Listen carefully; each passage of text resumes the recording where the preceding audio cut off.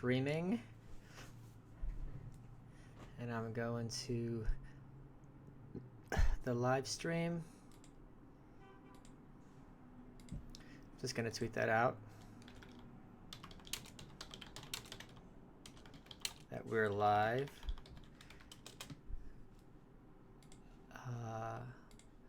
Gonna get the link. This is the best part of this live stream, getting the link.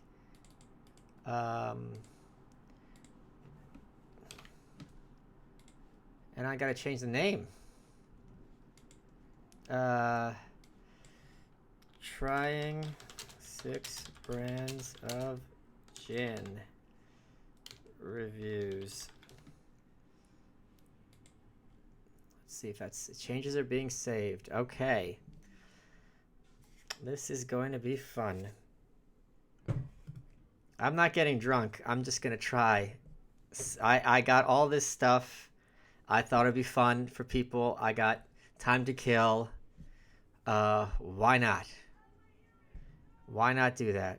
So, I'm still a little, yeah, so that is that. So I am not a, let's give people a little bit of time to get in here. And I think this might be a fun thing to start doing. I'm like a low-class review bra. So the smoked gin is here. It's gonna be one of the ones I try.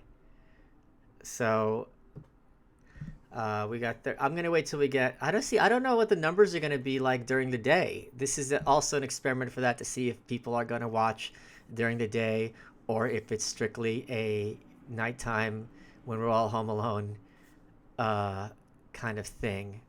So we will find out shortly. Because I realize I collect a lot of things. It's fun for me, kind of being an Epicurean. And I thought, you know what? I'm not a big drinker, but some of these gins that I got, I haven't seen any reviews online. So I'm like, this will be of use to people who don't know who the hell I am, which is the vast majority of human beings anyway. So why not do it? And it'll be fun for people. I like watching people try stuff, like unboxing videos and things like that. I think they're really interesting because it kind of saves you money too. You're seeing somebody else kind of walk you through it. So, oh, hey Chris, thank you. No, that'll be a shot of gin. If you guys want to buy me a drink, this is the way to do it, I guess. So we got 75 people here already. Okay, so the numbers are a little bit less during the day than they are during the evening, which is interesting. I can't usually do daytime stuff because I'm getting ready for Nightshade. Nice, Gavin. Good work. So I'm going to walk through. So I don't know anything about, I'm not a big drinker. We've got 88 people watching. Uh-oh, shit. Shit. Is there an attic? The thing about reviews is, thanks, Cody. That's a monster fund. $2 is a monster, I think. That's how it works. I'm not a big drinker at all. I get hungover very easily, and my form of hangover is getting anxious, like all the next day. Thank you. Who's Hoppa? I've never heard of him. So my form of getting hungover is getting anxious, which is obviously annoying. Plus, when I drink, I'm really mean. And when I'm mean, I'm really funny. So I say really funny, mean things. And they're hilarious at the moment, but then I feel guilty. So that's why I don't really drink. Plus, the kind of stuff I would like, I don't like being drunk. But I do enjoy trying interesting, new, weird things. Gin has always been my favorite liquor. I thought, you know what? It would be cool to try a bunch of different gins. Thanks, Nick. Thank you, Dave. 10.0. Good. Thank you for the rating. And I thought, because this way, if you don't like it, you'll at least... Here's the thing with liquor that I found. And this is an easy trick. It's not even a trick. If you're going to go to a party, don't be the guy who brings the Bombay Sapphire or the Tanqueray.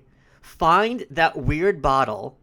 Then that bottle, everyone gets to try it. You get to talk about it. It becomes an experience. And all these things cost the same as a regular bottle of Bombay or Tanqueray or whatever. That's the whole point. The point is when you're getting like things that are a little unusual, then people get interested in it and it's not costing you anything extra. So it's really kind of a smart thing to do with a an event. It's a good conversation starter. The host remembers you. That's the mark of a good guest, when you bring a great present. So here are the gins that I have. We're gonna do 6 of them. And again, I don't know. I'm coming at this as a total dilettante. I'm sure people who know their liquor are gonna look at me like a total putz, because I do not know what I'm talking about. Complete amateur. I'm sure some things I say are totally wrong. I'm completely uninformed. I'm just putting that up front. So this is just my complete dilettante amateur perspective on things. I don't know what order we should do them in, because I've got 6 bottles right here. Does anyone have any idea of what order I should do them in? Anyone Bueller? Okay, I'm gonna go with I didn't see McAfee making a here, the best gin mixer I found is honey. Neat with a little bit of honey. The thing with a good gin, and this much I do know about, a good gin should be good neat, because what makes gin different is you're going to have a juniper base, right, which is that gin flavor, but they're all going to have very different botanicals with it. So it's like perfume in a sense, like drinking kind of perfume. So if you are mixing it with like tonic or like gimlet, it's going to be crowding out the subtleties. So yeah, cheapest to most expensive. That's not a bad idea. We'll do that. So the cheapest was this one. Okay. Actually, we'll do this. Let's see if we could do geographically. I've got Wales. You should go down a tequila rabbit hole next. No. Next, I'm going down a liqueur rabbit hole. I've been there, done that. Okay, we got New York. We got France. We've got Wales, Scotland, California, and Germany. So I'm gonna end it with the New York. So we're gonna go with the first bottle I bought. This is Wales, okay? So, but I don't know what Bushmills whiskey is. I'm not a whiskey guy. Okay, so this is. I got to figure out how to hold these up. This has become pretty prominent. This was my favorite alcohol for a long time. I got it because I used to be into succulents, and it's called the Botanist, right? And it's made from, oh, this is Scotland. I thought it was Wales. I'm sorry. This is Scotland. This is made from, basically their whole trick is the bottle used to be different. The bottle used to be rectangular, like those cool Japanese whiskey bottles, which I adore. I will absolutely have the names of all the gins in the show notes so that people can look up at them, because a lot of these gins are not been reviewed on YouTube. So this is made with botanicals that are indigenous to, not indigenous, native to Islay, which is, if I'm pronouncing that correctly, I told you I know what I'm talking about, from Scotland. And what I liked about this is this was the first liquor, like hard liquor, that I felt comfortable drinking neat. It was that smooth. So I'm going to try some now. I'm going to smell it. I think you're supposed to smell it, right? It smells a little like tart. Very pleasant smell. And, you know, since I'm an American, for shot glasses, I have the appropriate shot glasses, which are the red cup solo cups. But as shot glasses, because as you all know, or as none of you know, I like things that look like other things. For no reason. It must be an autism thing. So I'm going to take a little shot of this. Islay, thank you. Take a shot of this. A little bit. I'm not taking a whole shot because I got my show to do later. Just a little bit. So, Michael, not about gin, but want to say that I got ego and hubris in the Clevelander. Dude, that was traumatic for me. That was my traumatic youth. Yeah, I'm glad you laughed. It's disturbed me.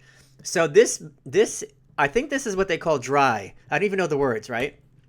The point is it evaporates very quickly in your mouth. There's no burn. It's very, very smooth.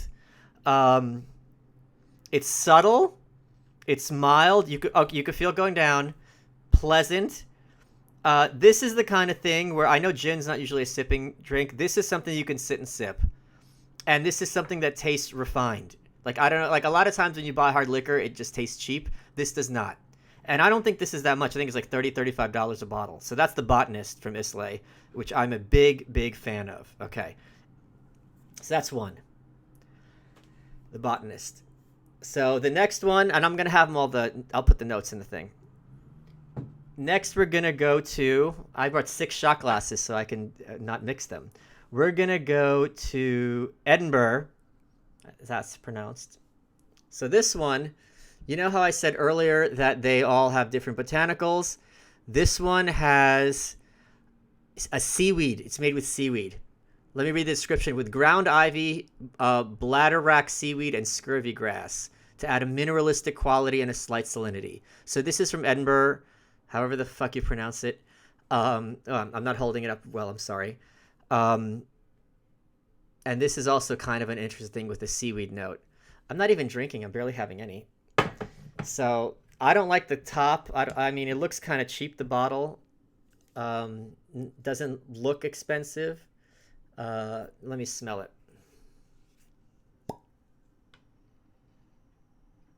This smells more like something rotting, not in a bad way, kind of more like vegetable matter, vegetation. Okay. We're going to try some of this. Okay.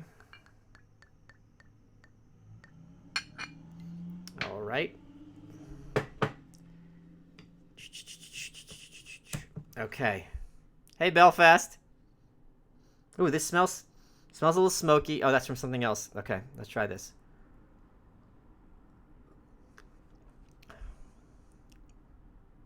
You know what? I have to try it again because I had a shot of something in there before. And that's what's overpowering it. Kool-Aid for a chaser. No. Some of these gin bottles, the other 4 look really fancy. I promise you. Okay, I'm trying this again.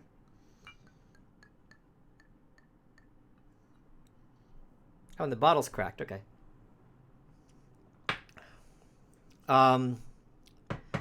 This is also smooth, not as dry as the Botanist. I'm not getting, I guess that's the mineral note. It's a bitterness to it, and not in a good way, not in a pleasant one. I think this is kind of inferior in every way to the Botanist. And I don't get that seaweed salinity at all. This is still, it'll go well. It'll hold its own against Bombay. No, I think Bombay's better than this. So I don't recommend this one. Okay, next. Next we have, we'll do the California one. So this one is what's called a terroir, which I went online and read about it, and apparently that means when you make it with local ingredients. Although I could be completely wrong about that and completely misinformed. This is from California, and it's called St. George Terroir Gin. They make 3 different kinds of gin. This one is made with, it's real terroir, what that means. I like that it looks like terror. 12 botanicals, redolent, give me please, of California's mighty Mount Tam, Douglas fir, bay laurel, fennel, sage, orris root, angelica root, juniper berries. So basically the point of this is that you're supposed to drink it and feel like you're tasting California, which I think is a pretty interesting selling point. This is the half bottle. This is a tiny bottle. It's how many?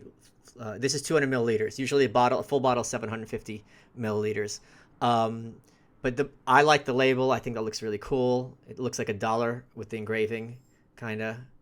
So I think this is the kind of thing that would look, if you bought it at a party, people are like, oh, what is this? Interesting. Or you're just dinner, whatever, friends. Yeah, I will cleanse the palate. Thank you. Okay, so let's try some of this.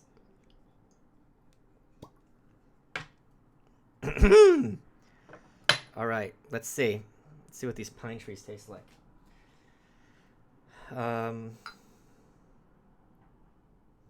Okay.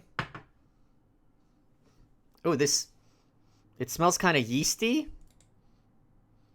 It smells kind of yeasty. But not in a bad, like a mild, like maybe like dough I'm getting. which is, it's not smell like pine to me at all. Okay, let's try this. Okay, that's the smoothest of the three by far. I'm not getting any burn in my mouth at all. If anything, I would guess it has a mild alcohol content, but it doesn't.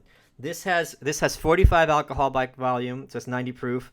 This is 43%. The Scotland one is 43%, 86 proof. And the first one, the Botanist, was 46%. So this is as strong as the other two, but it's much smoother. But it's also much less tasty. There's not much taste to it. Let me taste some more. If it's supposed to taste like California, I'm not getting that at all. Yeah, it doesn't taste California to me at all. It tastes kind of like a smooth, toned down gin. So I don't. It's very smooth, but not very complex. Let's say that. Okay, so we have three more. Now, this one is going to be very different. They stopped having distribution in New York, but I managed to score one of the bottles that's still laying on the shelves. This is Nolet's, and it's marketed as being very contemporary in its formulation, as opposed to more traditional types of gin. Now, this one is very different from the other two. The bottle, I don't like the bottle, because this looks to me like someone who is corporate trying to look sophisticated. So it has the counterproductive effect. I really don't like this at all. So the thing with this one, and I do like the cap, that's pretty cool. It smells like fruit. Like a bunch of fruit roll-ups. Okay, so I'm gonna try this one. I just washed the shot glasses because they've been sitting on my shelf, and I don't want them to dilute the gin. Smells like fruit, like straight up like fruit roll-ups. You don't even smell any alcohol.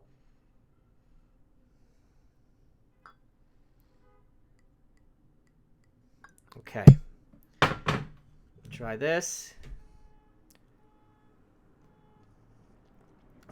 Okay. Oof. That has the strongest burn of all four so far.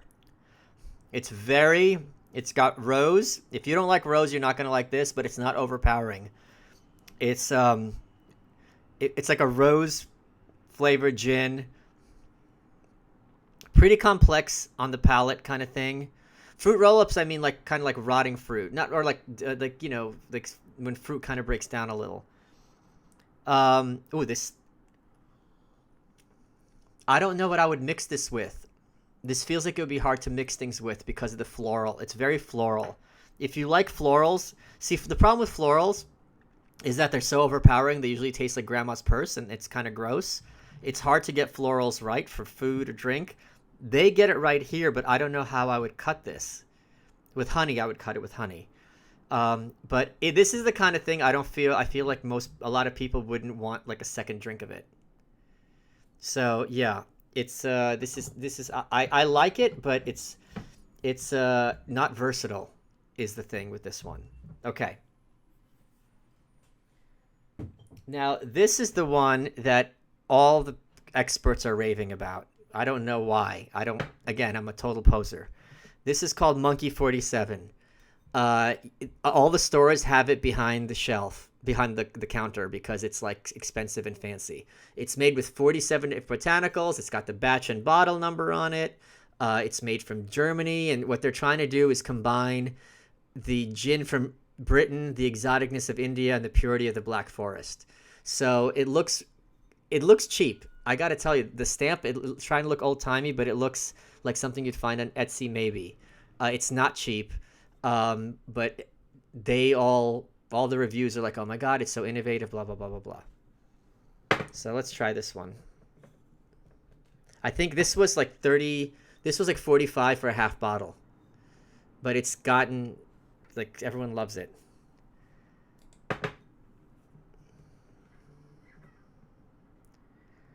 All right. Okay, we're gonna get some of this.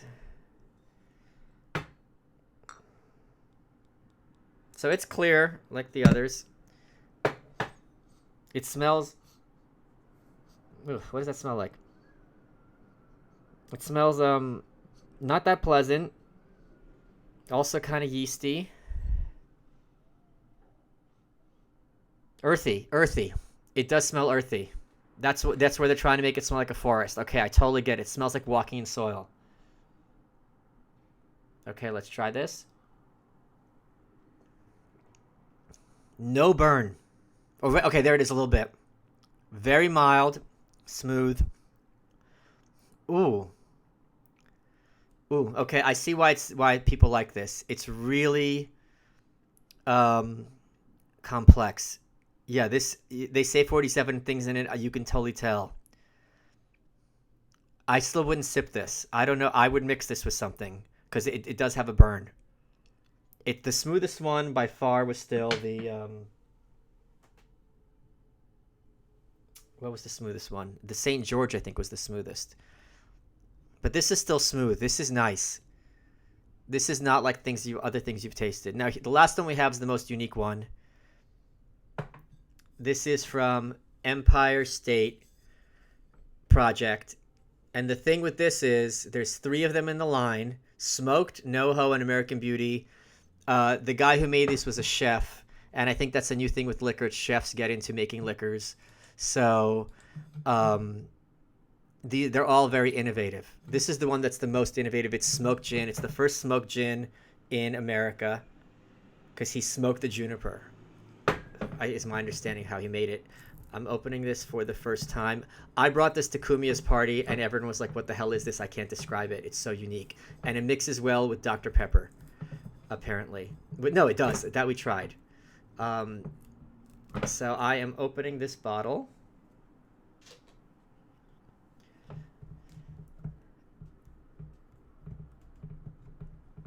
We're trying to. Oh, okay. It's got a little glass stopper. This is the one to mix with Dr. Pepper, yeah.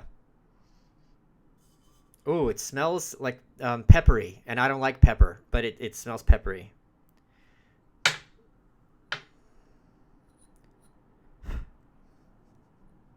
Okay. It's clear.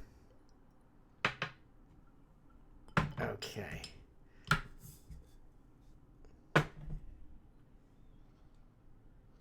Ooh, it smells like pepper, like peppercorns.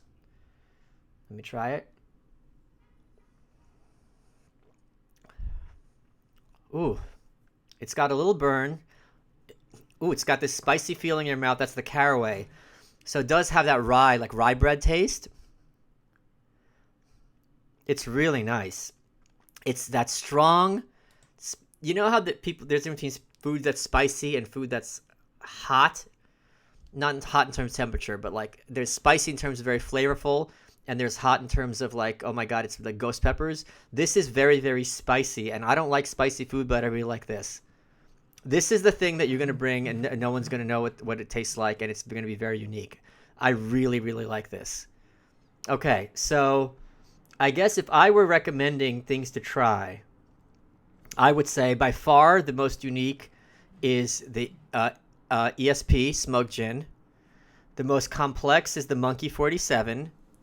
The Botanist is probably the one that everyone's going to like. The St. George, the Terroir, was the smoothest. And the Nolet, the rose one, is the most different from the other gins. It does not really necessarily taste like gin. I'm not getting drunk at all. I just had basically a total of half of 3/4 of a shot. So I just wanted to do this as an experiment to see if people would watch and if people were on during the day. I guess nighttime is more popular to do streams, which is totally cool. If there's anything else you guys want to talk about, we can do that. I will put the names of all 6 gins in the description so people can follow up if they would like to. I'm not lit at all. I had like the total of one shot.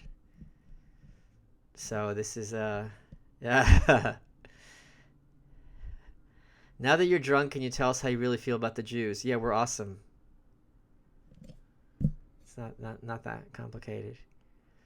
I'll do the. I don't know if the ketchup tasting. I'll do the ketchup tasting maybe at some point. Um.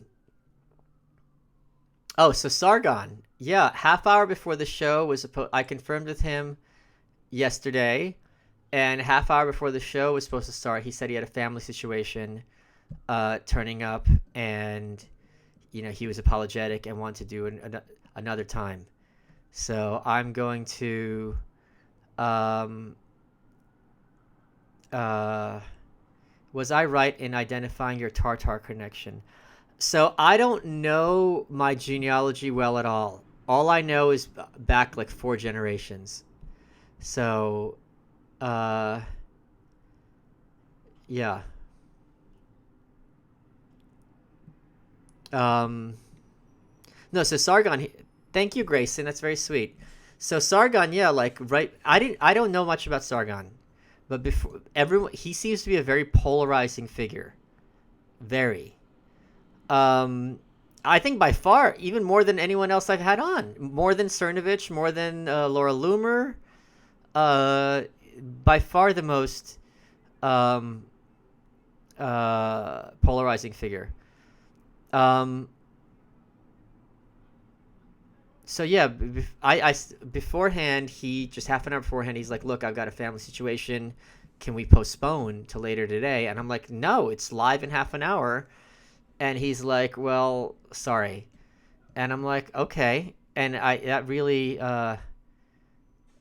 oh, do one of these streams with the fragrances. I have like literally like 100 testers in my drawer because I used to buy them in batches from LuckyScent.com. Um, so I like so many people have given me hate mail about him. Um, and I don't know that I am very much a give people the benefit of the doubt person. I'm very much about let them explain for themselves. Uh, I am.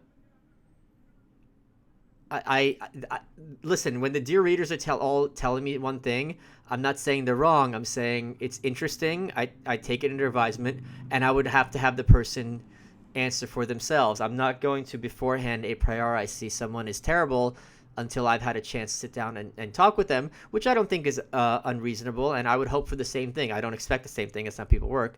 But I think actually virtually everyone I've talked to has been receptive to what I have to say and open-minded and fair with very, very few exceptions. So, I was very excited for the chance to talk to him. But you know what? Ralph Sutton was someone who we did instead.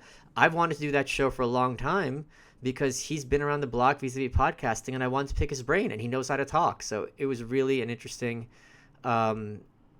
guest to have Ralph instead.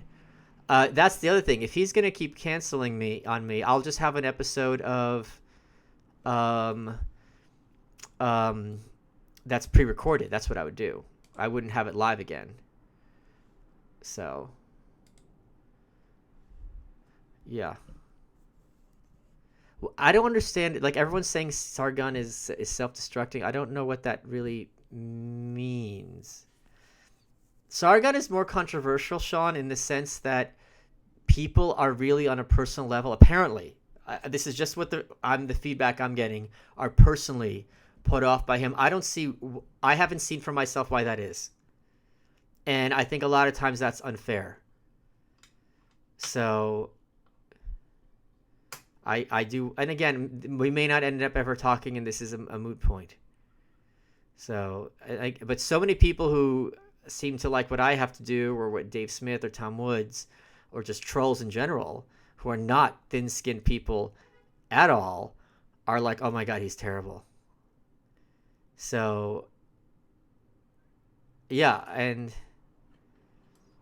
but I've got plenty of guests lined up to talk about in the near future. Anyway, so that won't be. Assist getting Tom Woods on Rogan. This is really funny to me. It's really funny to me when I hear this. Does anyone really think that I am less interested than them in like helping Tom out? Like, it's so weird. Or that like Tom and I are really close friends. So yeah, like it's not as simple as cephalopods are mollusks. Stupid.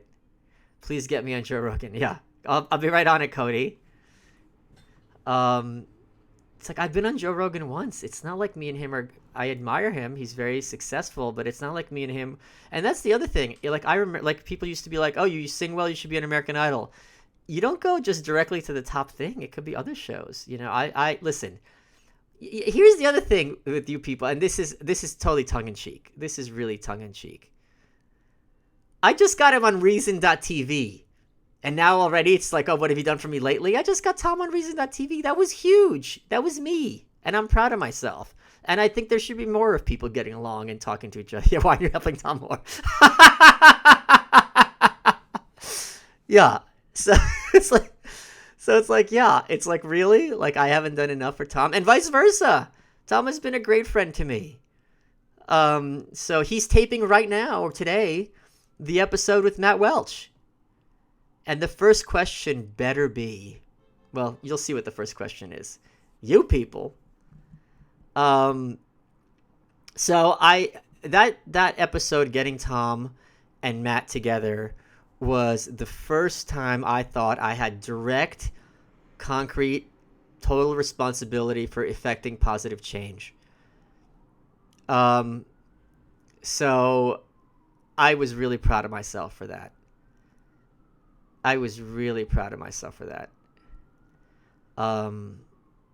Tom's a great guy. Matt's a great guy. The fact that, what do you call it? Nick Gillespie was tweeting about it. So that's a big deal. Wait a minute. The episode's up and they haven't mentioned me? Wait a minute. Are you kidding me? The Tom Woods, Matt Welch episode of Tom's show is up.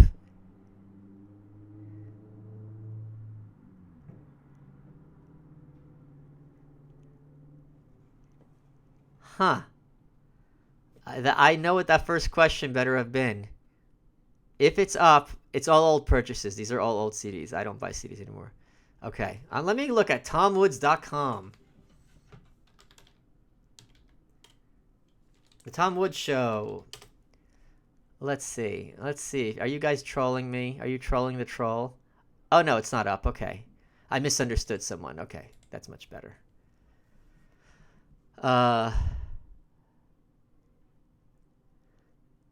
I am an agent for positive change. You might say my diagnosis is positive. I can get Jonathan Haidt. That's not going to be an issue. I'll get him on at some point. I don't know who Varg is. So that is that. I feel like I should be... Anyone taking... He's laughing at you. Go give a listen. I don't know who's laughing at who. I don't know what that means. Excuse me. Let me take some of this. That gin's starting to give me a nice little buzz. I am not going to lie. Michael Moynihan, Jocko will... I could get Jocko. I'm friendly with his co-author's wife. So that would not be that hard to do. I'm excited about Juanita Broderick. Guy Benson just wrote an article about her today. So that would be... I know Haidt. So I don't know who these names are. So yeah. Ketchup I haven't done yet. Can you get Trump on Tom's show? I might have some connections there. I have 7 bottles of ketchup I'm gonna go through. All these people want these debate. Is that a thing online? These debate. Why are we talking about future guests? I have a lot of guests lined up. By the way, I bought my tickets for um, LA. I will be there from. And there was a happy little coincidence. I will be there from. I don't know. I'm telling you this. Wednesday the 7th through Saturday night the 10th of November. So that is going to be awesome. I'm going to see awesome.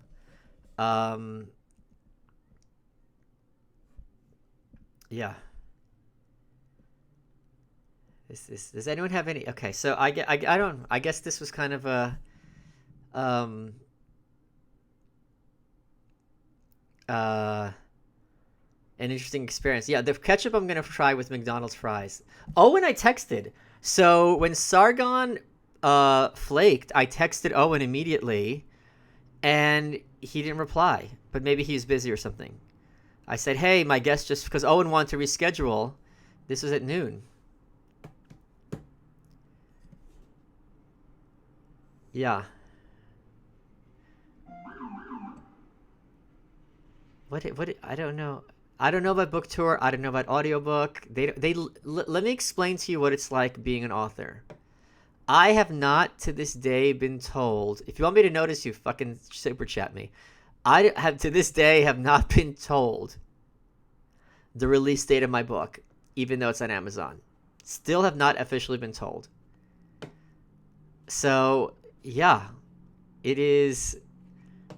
Uh, I don't think people realize how little the authors get communicated. They don't tell you how many books you sell. They tell you so little. It's really it's annoying sometimes. Not gonna lie. Yeah. So that is that. Tonight I'm thinking about the show we're gonna do tonight. We're gonna have talking about. I got to talk about Bavaria. I got to talk about Sweden. I got to talk about NPCs. There was something else I wanted to talk about. I don't remember. So I'm gonna get ready to do that shortly. Yeah, 1 second. Let me check something quick. Then I'll be able to answer your question. Excuse me. 1 sec. I know this is enthralling. I don't know how people do this for hours. Like, what do they do?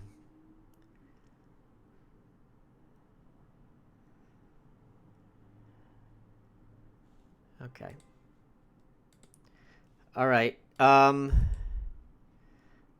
am going to. I've interacted with a lot of NPCs today. I am going to.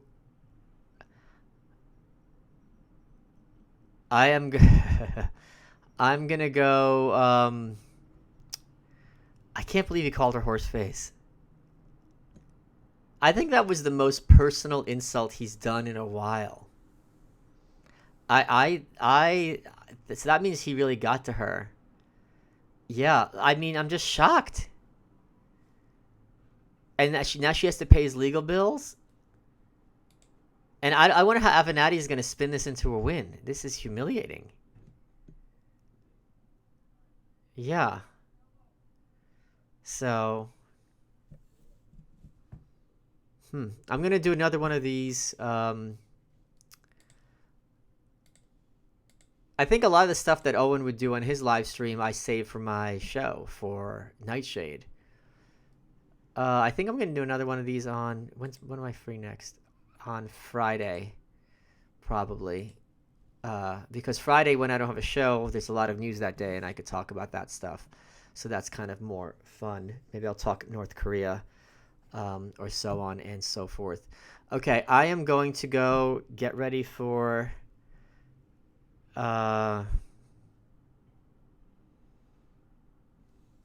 Chuck Klosterman. I don't know anything about Chuck Klosterman. I think I read something about him and I hated it. Why did I just say it like that? Yeah, I don't. Didn't he? Isn't he the one with the cereal box book? Yeah, the Cocoa Puffs one. So he's been around for a while. I'm not familiar with his work though. To kind of um